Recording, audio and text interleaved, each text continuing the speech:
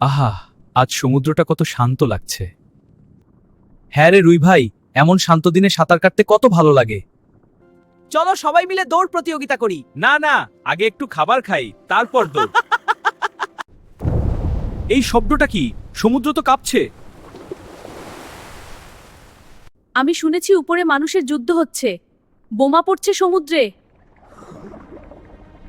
বন্ধুরা, যুদ্ধের কারণে আমাদের সমুদ্র আর নিরাপদ নেই। আমাদের ছোট মাছের বাচ্চারাও ভয় পাচ্ছে। আমরা যুদ্ধ করতে পারি না, কিন্তু আমরা শান্তি চাই।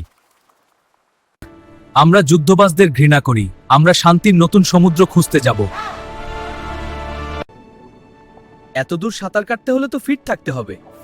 চিন্তা করো না, আমি ধীরে ধীরে সাঁতার কাটবো। দেখো, সামনে পানি অনেক পরিষ্কার। হয়তো এটাই আমার নতুন শান্তির সমুদ্র।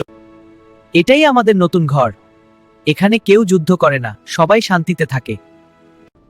যারা নিজের স্বার্থে কেবলমাত্র উড়ে এসে অন্য দেশের উপর খবরদারি বজায় রাখার জন্য যুদ্ধ করে তাদের বয়কট। ঠিক ঠিক। তাহলে আবার দৌড় প্রতিযোগিতা শুরু হবে।